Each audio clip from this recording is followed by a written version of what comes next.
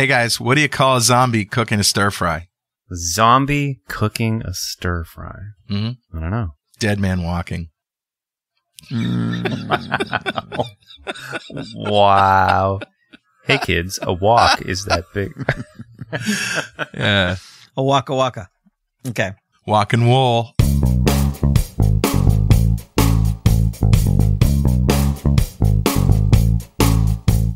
What's up? How you guys been? Patrick, how was Germany? Awesome. In fact, I mean, I talked to you more than I talked to most people while I was in Germany. I know, right? It's like you were never gone. More than half of my interactions with Dwayne were on the podcast while I was in Germany. That's true. And I can actually see you now because you're not on the front porch at 10 p.m. or whatever it was. Yeah, time zone synced again. Right? I know. And the cold and dark. Yeah. Was it really cold over there? The first night it was chilly, so I had my granddaughter's blanket from the car. Okay. I was going to do it in the van, and then it just couldn't get the Wi-Fi from the house, so I'm like, oh, I'll just sit on the patio. We rented a house. It was nice. So this episode, we don't really have any showstoppers, but there's going to be a really good discussion around Microsoft and DNS misconfiguration that does kind of affect your life.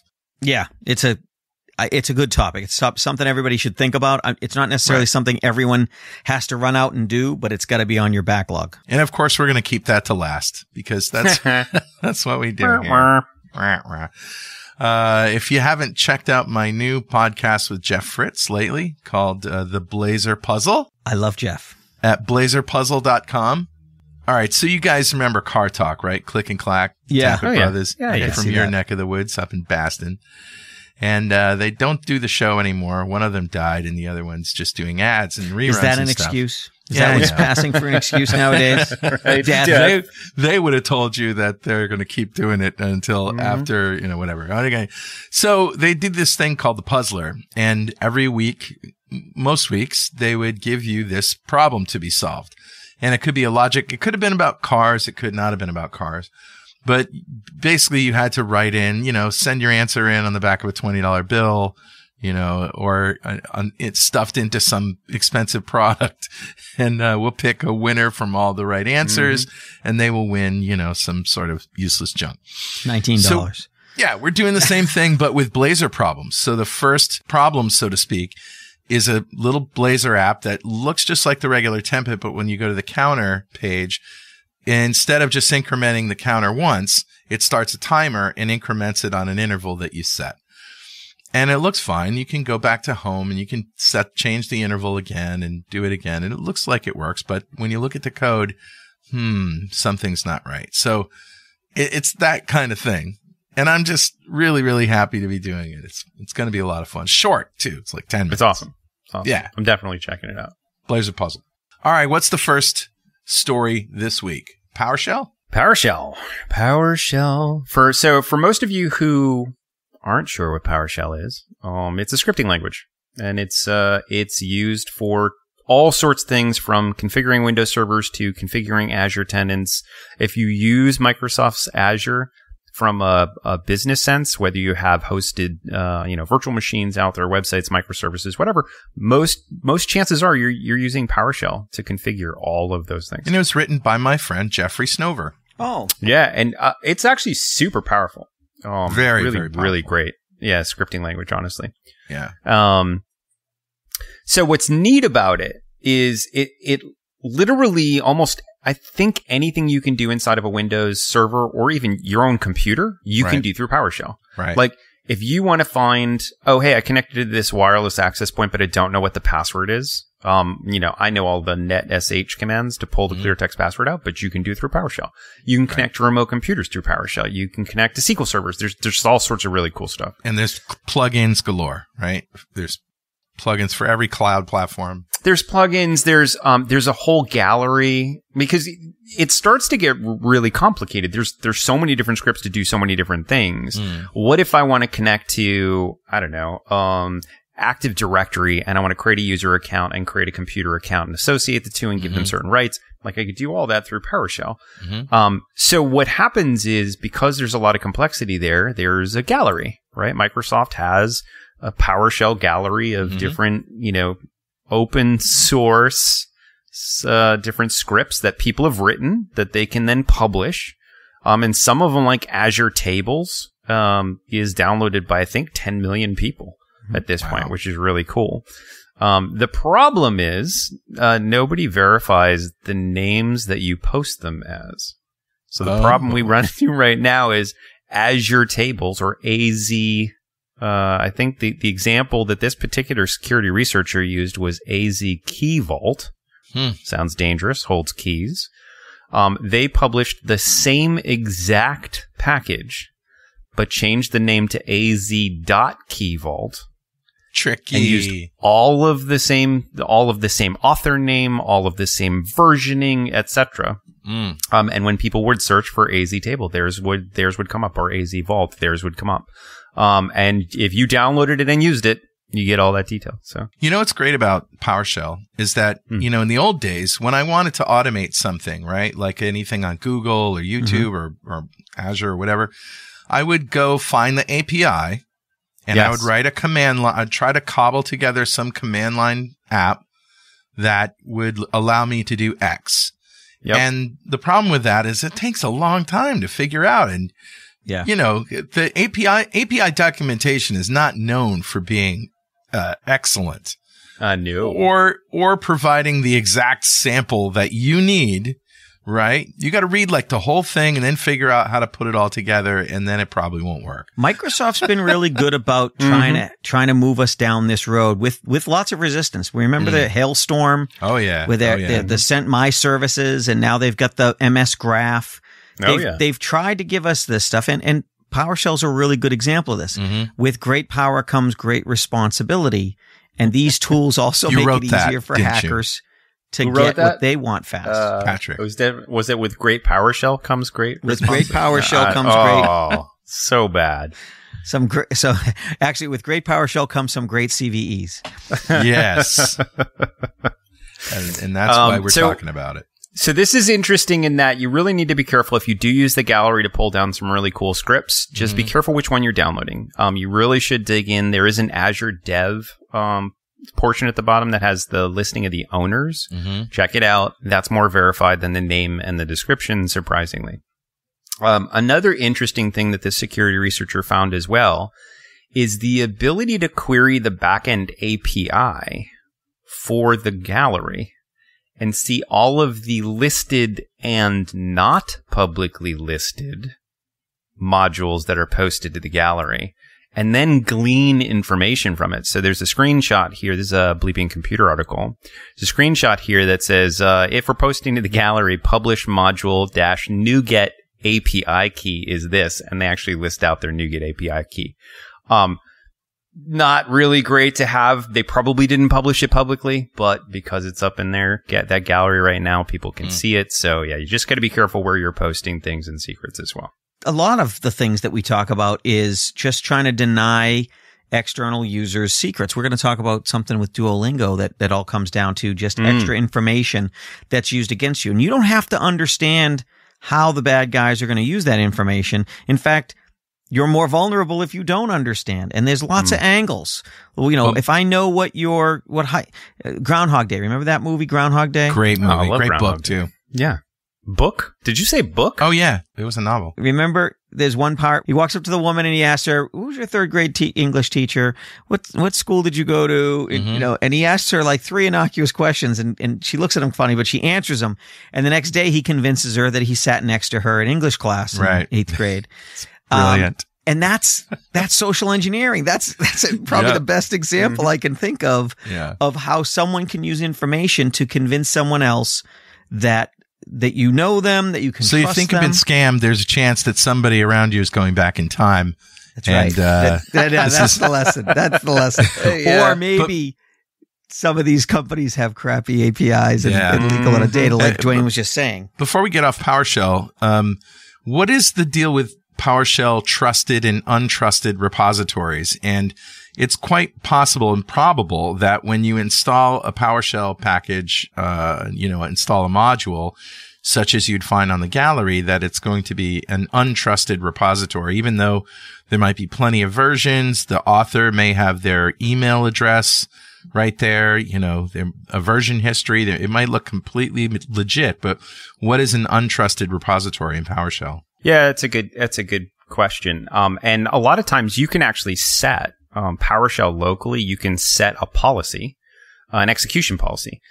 So, for example, whenever we're breaking into a customer site, usually I'll do PowerShell.exe space dash, exe space bypass. I try and bypass all the policies that may have been set because I don't want to be in a restricted language mode. Yeah, of course. Who wants that?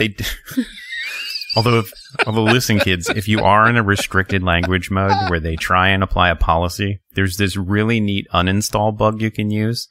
Man. That will get you into full language mode. Talk about that later. It's criminal career advice. So a trusted repository, typically a trusted repository and or script is something that's signed. So you have to have a valid signing certificate. You need to be able to sign the code. Or the script, and that way you know, A, it hasn't changed since it was signed by the author, and B, you know who the author is, right? Because you have a valid certificate on that particular PowerShell. But aren't most of these open source things untrusted? Most of them are. Just because it's a hassle to go through that whole process of, getting a signing key and getting through the trusted, getting to be a trusted application, that sort of stuff. So, you just need to be careful out there what you're running and why you're running them. Keep an eye on that. If you can run a trusted script, great. Means it's signed. All I do as a hacker is I go out and buy a signing certificate, but whatever. Doesn't matter. So there are paths around everything. Just be careful what you run. Okay. Trust it or not. All right. That's enough about PowerShell. Let's talk about Akira. What is Akira? Besides I think it's a type of dog, isn't it? Or is that Akita? Akita. It's Akita. I think Akira wasn't Akira was an anime character. Yeah, it was an anime. Yeah. Oh, okay. I'm fantastic. hip. I'm cool. You're kids. hip. You're hip and cool. I'm totally not. I'm anti-hip. Do you know how old that anime is? I've been watching Demon Slayer with my grandson. Nice. I'm replacement hip. That's what I am. You're at that age? No, not replace. yet. You calling yet, that? but... Hip dot replace. That's awesome. All right, what is this? Akira is a new, relatively new piece of ransomware that has launched around March of this year. That's been taking the internet by storm. So I know we had talked about this before. One of the initial access methods that this particular ransomware is using, most of them use things like phishing, right? Send an email, click a link, download an ISO file, extract it, find a zip, then extract that, then find the executable, rename it to executable, and then run it. No surprise, it was a virus. But needless to say, in this particular one, this one is actually, this group is targeting businesses who are using Cisco's VPN right now. So if you are using a Cisco VPN, and I know we've talked about this on the show, if you're using a Cisco VPN right now and you are not using multi-factor authentication, there is a bypass to allow you to log into that particular device. So what they do is they found as many of the Cisco VPNs out there that don't require a multi-factor authentication. They break into that particular VPN and then they run code to ransomware the network. Wow. And actually, we've actually talked to people recently, as of this week, who have been hit by this particular one. So we saw it near and dear to our heart. We figured we would post this as a warning. If you're using right now a Cisco VPN, you want to make sure that you're using multi-factor authentication. The other interesting thing here is all of the, lots of times they'll maintain access to the network. So lots of times you'll do what's called installing an implant. And that implant will sit there quiet and it will then beacon out to you and you can send it commands. Endpoint detection like, CrowdStrike and, Windows Defender and that sort of stuff. They're very good at finding those, right? Yeah. Because it's like, oh, why do I have this little piece of code that says it's Notepad that's talking out to this sketchy internet site? Right. No. And it destroys it. The risk is what happens if you use a valid piece of software. Like what happens if you use Remote Desktop or BombGuard or TeamViewer, or in this particular case, they're using a valid piece of software called Rust Desk, which allows for remote access. It's a cross-platform remote access tool. Is that an expensive piece of software? Because I have a rusty desk, and I did, You sell it at I'd sell it at a yard sale for $5 if I could. Maybe a little bit of a different Rust desk. My guess is they're talking about Rust the language. The language Rust, yeah. Yeah, that's Rust what the it language. sounds like. Yeah, there's been a pretty big uptick. Speaking of Rust, there's been actually a pretty big uptick of Rust development in the hacking and ransomware world. It's much more complicated to reverse engineer. So there you have it. Yeah. Well, there was when ChatGPT 4 came out, wasn't there a lot of interest in having it rewrite vulnerabilities so that they were harder to reverse? Oh, absolutely. Yeah. And taking known vulnerabilities and having it swizzle them. Well, it's a platform level compiler, isn't it? Like C, so it's like binary code. It's not like .NET Framework that's bytecode or Java bytecode or IL. And Rust is weird too because because it can run on Windows, Mac, Linux, etc. It does include almost a framework, but it takes all of the code it needs with it, including system libraries, WebAssembly too. Able to run.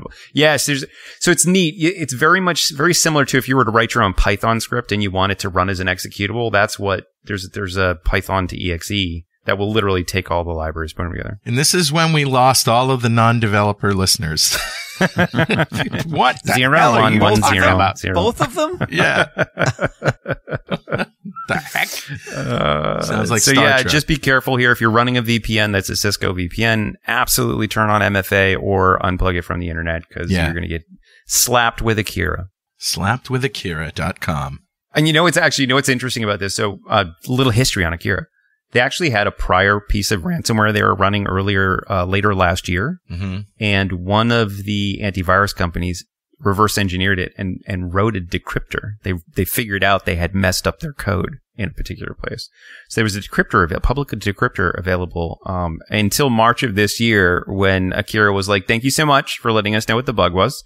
We fixed it. Rest assured to all of our customers. Now we can encrypt without being decrypted. Rust assured. Rust assured.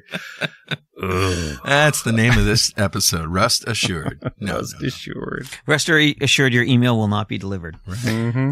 Mm-hmm. All right, let's talk about the Duolingo thing that Patrick alluded to before. What happened there? So Duolingo has an API on the back end that. Well, what is Duolingo?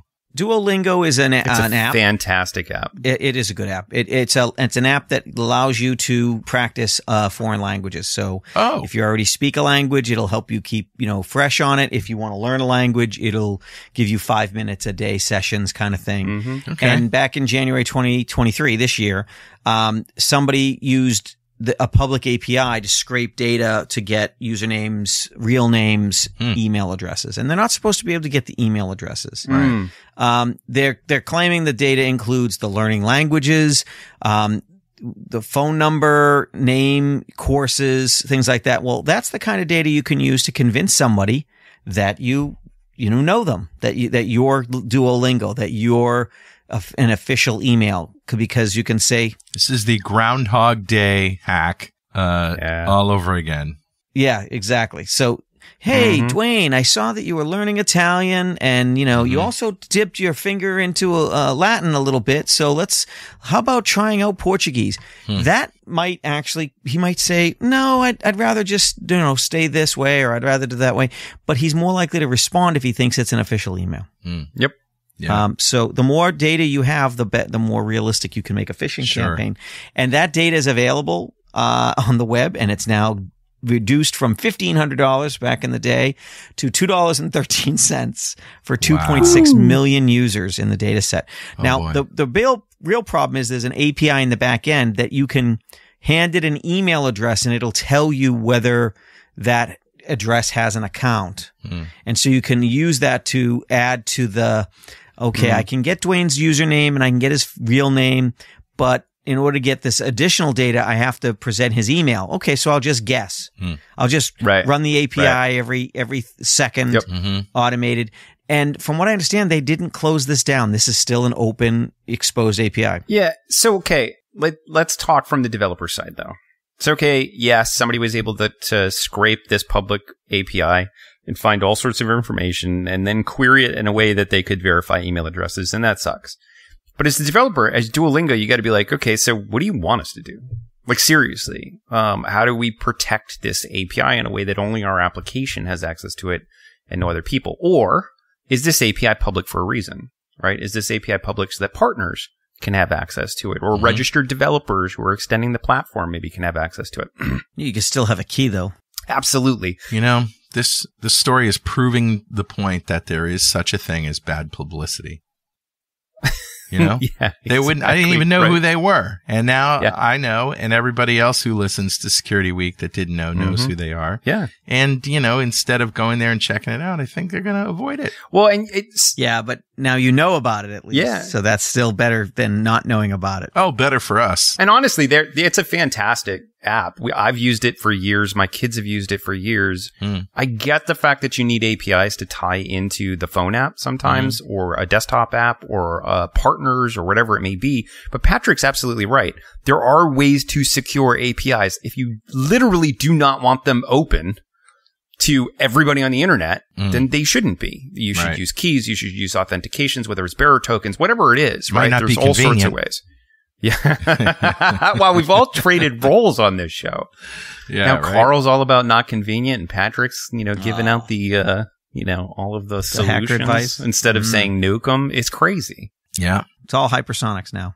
yeah, and Dwayne's still giving out career criminal advice. I am. I can't can't help it. stop. He can't I help can't stop. himself. He Yeah. opens his mouth. All right. So what's the the call to action on this? Don't use Duolingo. No. No, I don't think so. I think the call to action here is, this is probably going to get blown out of proportion quite a bit in the media. It wasn't a breach. It wasn't that they stole credit card information or anything like Right. that from Duolingo. It was a publicly accessible API, which they knew would be used for public things. Just be careful what type of data you give applications. Well, and I think it shows that the hackers have access to data you didn't even think they could. Yeah. And so you can't, just because you see a piece of data that says, oh, well, they must be them, because otherwise how would they know the data? You have to start with paranoia. You have to start with, I got an email from this app that's on my phone. I don't need to click on anything in an app, in an email that I got from an app on my phone. I'll go to the app on my phone. Mhm. And if I have a message there, I will deal with it. And this is a message to like all the app makers. You can send emails to your users. Don't try to get them to click on anything. Don't Yeah, give don't them do anything that. to click. Don't train them to click on anything. Don't train them If you want them to have information, put it as an alert on their app. and say log into the website, and we'll tell you from there. Yeah. And you can point to a link in the app. And Right. I'm much more likely to click on a link in an app that I know and I've downloaded and I've been using than I am to an email from supposedly that app maker. Right. Because I don't know their That's or domain a text.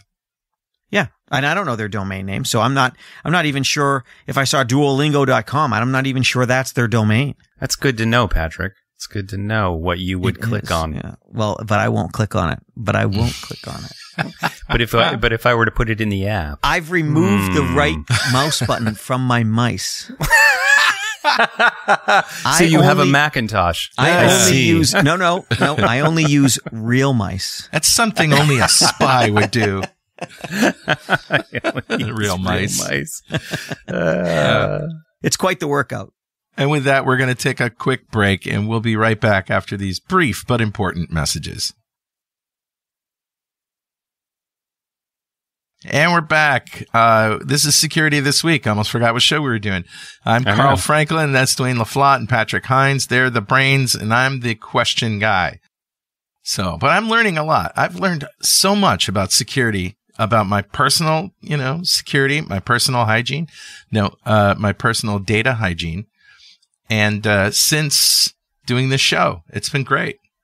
You guys are, It's funny because You're becoming an you expert. guys are wicked smart. we can tell because when we first used to talk to Carl years and years ago, he looked happy and non-stressed. And now we see Carl and he's like looking over his shoulder and is, hey, were you guys followed to this dinner? We're like, all right, it's okay. It's And okay. my wife is like, why do you keep locking me out of my computer? If you can get to it, so can the hackers. Oh, man. That's All right. awesome. Well, Microsoft Excel is in the news. What is going on with Excel? This is actually, so I think this is really cool. Which means it's horribly bad. Horrible. Yeah, so I think Microsoft is doing their darndest to do this right, which I think is admirable. So what They want wait a minute. They want some of that bad PR. Yeah, they do. They do. And then like Duolingo can't take it all. So in the Office 365 version of Excel, so not one you would download and run on your computer, you can put Python directly into Excel now. Mm-hmm. So you know how it used to be you could put VBA, so VB for applications inside, and that's how a lot of macros were written, and that's how a lot of viruses were written, and that sort of stuff, where they say, oh, don't enable macros, don't enable macros. Right. Now they've said, oh, we know that macros was just a disaster, with all those VBA and whatnot, so we've given you a more powerful language that can do even more. And they've put it inside of Excel, which is cool. Cool. And it's funny because they go into excruciating pain to say it's run on our cloud servers, doesn't have access to your local storage or any of your account data, and everything that is run is anonymous. Does it have access to the internet? I'm going to find out. I bet it does. And you know why I say this? Because there's a plugin for ChatGPT now. Yeah. You remember how we talked about ChatGPT being bad at math? Yes. Yeah. Yes. Well, with this plugin now, if you give it any kind of mathy problem, it will write a Python script in the background, execute it, and give you the answer. That's nice. So there's so much for that. What I don't know is if you can give it a problem where some of it is math and some of it is not. Do you know what I mean? Write a program for it? Yeah.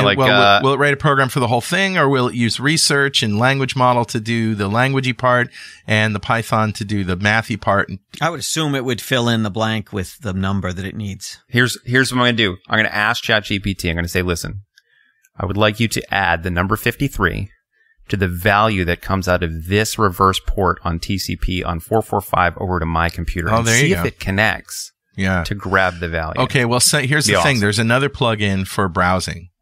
So, but by itself, GPT is in a sandbox. But with these plugins, it can now reach out to the internet and it can do math with Python. So I'm thinking that, Microsoft being a big investor in OpenAI may be doing that to keep up with what GPT is doing. And it may not necessarily be a good thing. I'm very interested in the thermonuclear war plugin to see how that works out. I saw a movie that was like that. It was fantastic. Yeah. It's actually very good at doing sort of geopolitical analysis. And I learned this from my friend Brian McKay, who I do the AI Bot show with.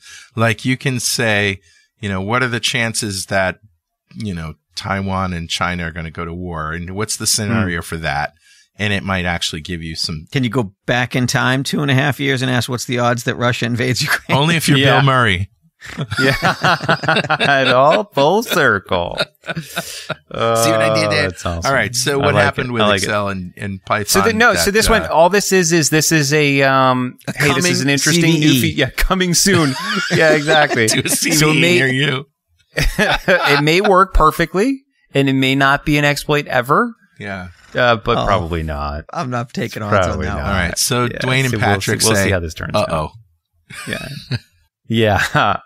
Now, is it something we're going to have to enable, or it's just going to appear in an update? No, from my understanding is it's just there. If you go in any cell and type =py and hit enter, it will actually open up literally a Python prompt where you can then put in Python, and you can import certain libraries, not all of them. They have like pandas in there and that sort of stuff. So you can do like, different types of charts and graphing and that sort of thing, which is actually, there's some cool analytics in here.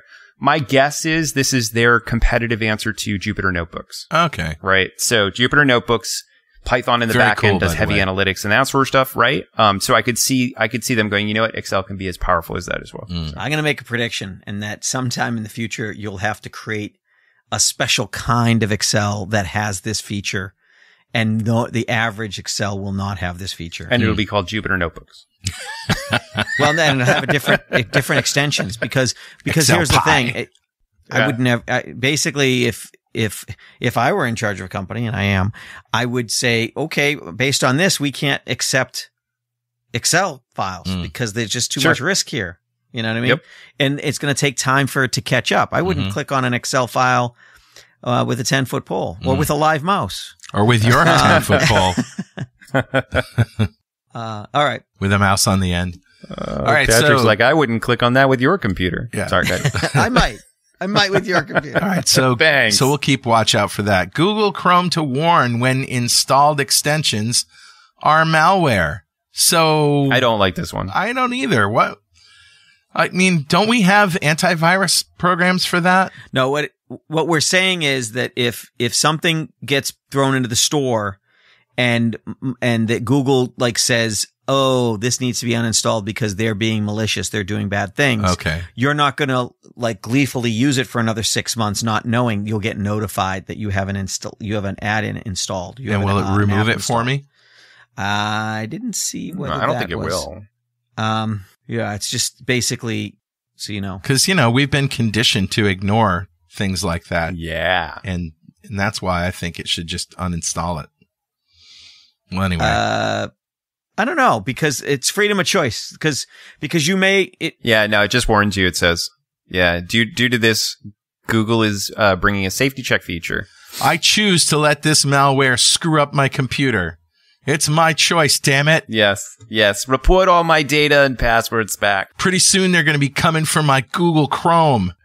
You watch out. I don't have to do what you say. You're not the boss of me. So no, I think honestly, I joke around, but I think it's cool. All right. Any type of notification that will help us understand. You know, we've been training at least the Security This Week users. Listen, look in the upper right hand corner of your browser every once in a while, right? And see those 2,500 tabs you got to open. Probably close a couple, maybe. You know, Mine says update. yeah, there you go. If it says update, I'll be right back. Psych. Yeah, it's update. What happens if I click on this button? right, yeah, so so we've been first I'll training. So click you'll on see this a new one there. So if you go under extensions, it does have a remove all for the ones that have been removed from the web store. Here's what it says in this article, which is compelling. These extensions are made by scam companies and threat actors who use them to inject advertisements, track your search history, as if Google doesn't do that, right? Right. Redirect we you. want to be the only ones. Yeah, redirect you to affiliate pages, or in more severe cases, steal your Gmail, emails, and Facebook accounts. Okay. Yeah, I would like protection from that. But of course, Google gets away with everything that they possibly want. They do. Yeah. Get off my lawn. Mm-hmm. All right, what's next? WinRAR. Who the heck uses WinRAR? Everybody. So this is a quick one. Because we talked about this in the past. We did. This was Dwayne talking about sending people WinRARs and this CVE because it was an arbitrary code execution and it's been patched. That's the news. But it's been a while since we talked about it. It has been. So Yeah. this shows you that 4 or 5 patches aren't like people are used to, oh, there's a vulnerability. I'll grab that patch. And that's great when the patch exists. But we've gotten kind of inured against that because with Microsoft patches, you really often don't hear about anything until it's patched. Yeah. That's the first time you hear about it. With a lot of these other companies, you hear about it because the security advisor who found it told them they're going to release it and gave them 90 days and they still didn't patch it. Yep. And so you really have to be careful and know what you're running that is unpatched. And sometimes the answer is you stop running it until they get a patch. Yeah. Yep. This is and this was 2.5 months ago that this was reported. I always love the names of security researchers nowadays because they sound like rock bands. Right. Like this security flaw was reported by researcher Goodbye Saline. And you're like, really?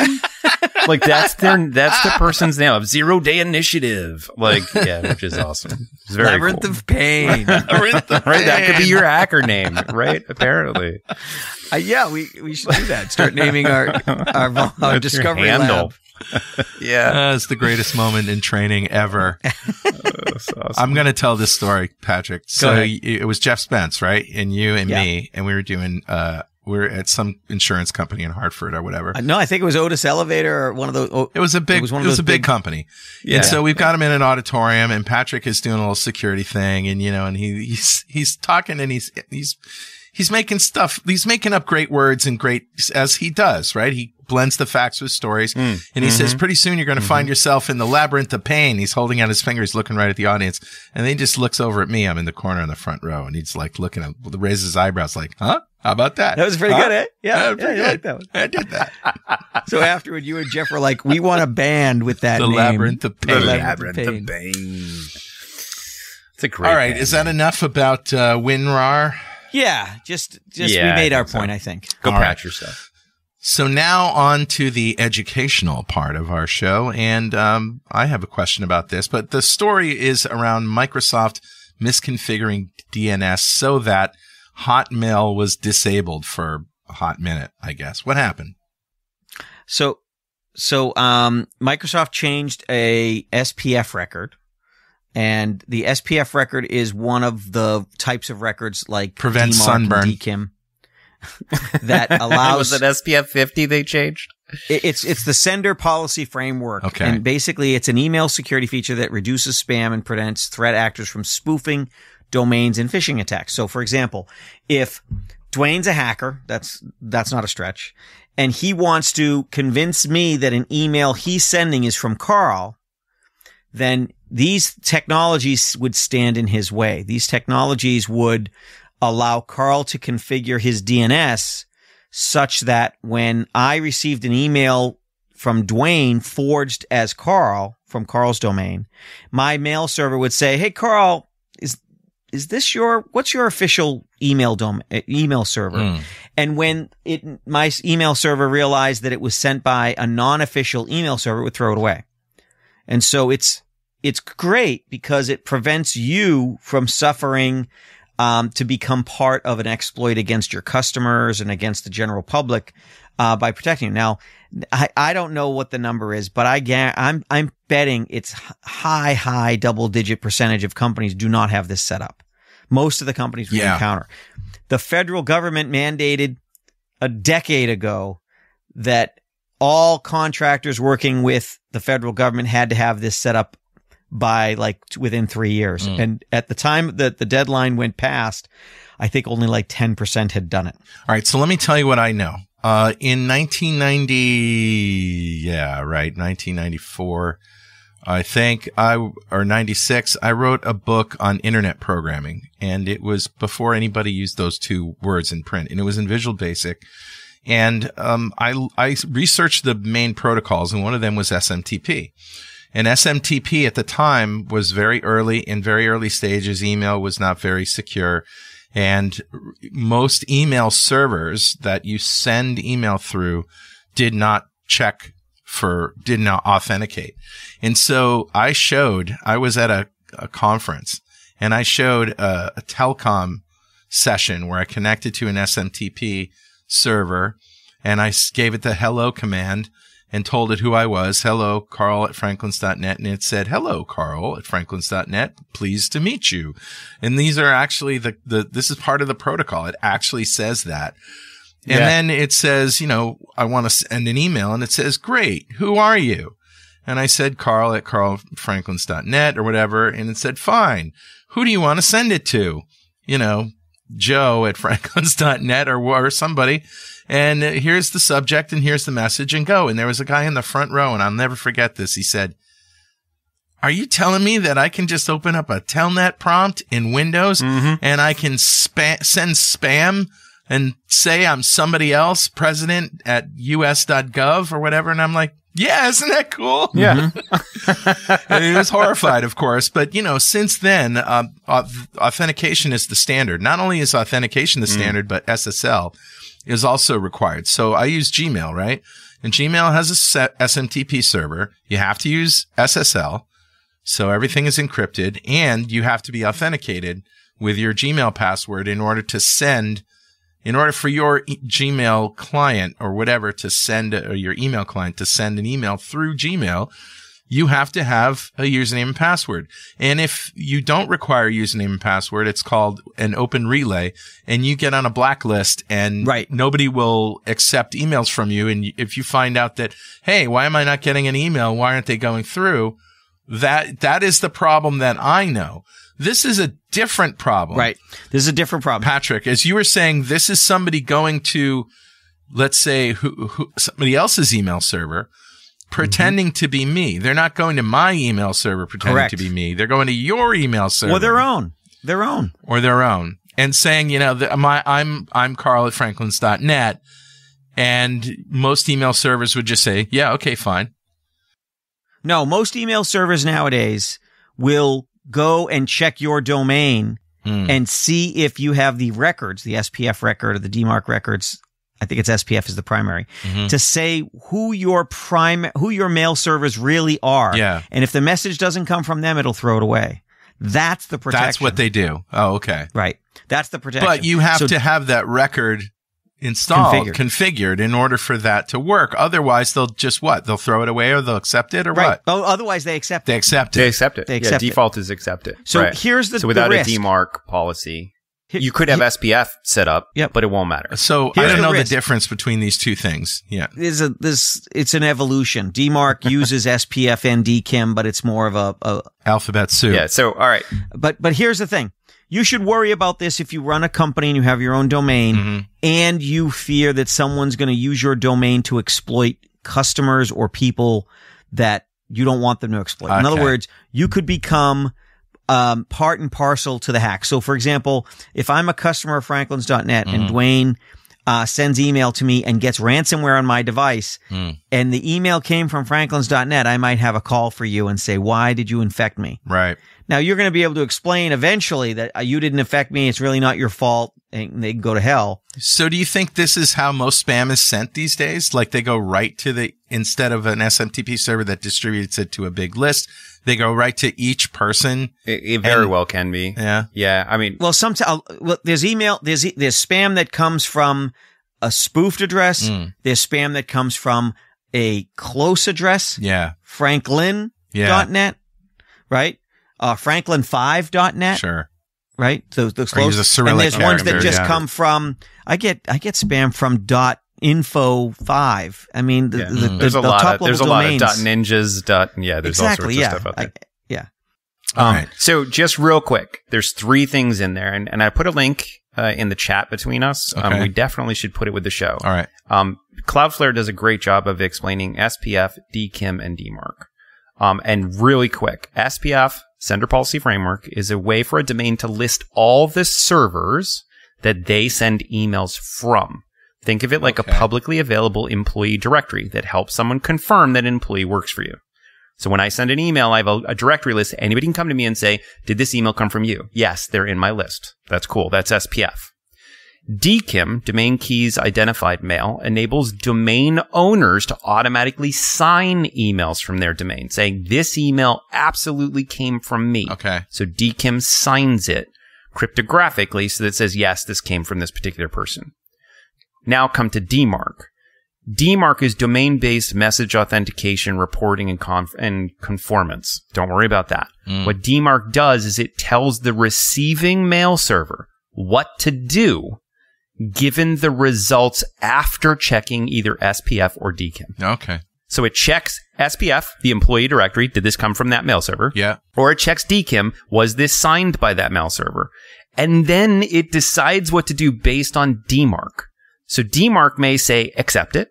It may say throw it away. Or if it's not configured at all, it doesn't do anything. Okay. So that's why DMARC is important. All right, cool. So now you said, Patrick, that you think like 80% of the businesses out there that have their own domains don't have these records set up. Yeah, that's my experience. I don't know what the industry real standards are, but my experience is most companies are like, what?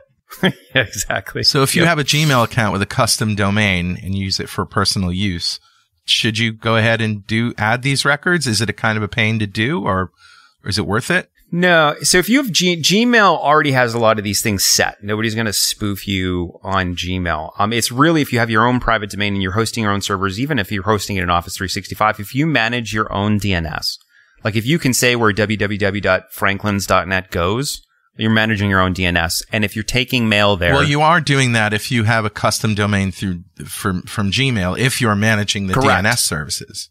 Exactly. So if you're managing your own DNS services and you're receiving email, absolutely. You need DMARC, you need SPF, you need DKIM. Very cool. So that's the lesson, kids. And watch out for those walking zombies. And stay in school. Stay in school. Stay in school. Stay in school, kid. Floss. All right, guys. We'll see you next week. See you guys. Bye. Bye.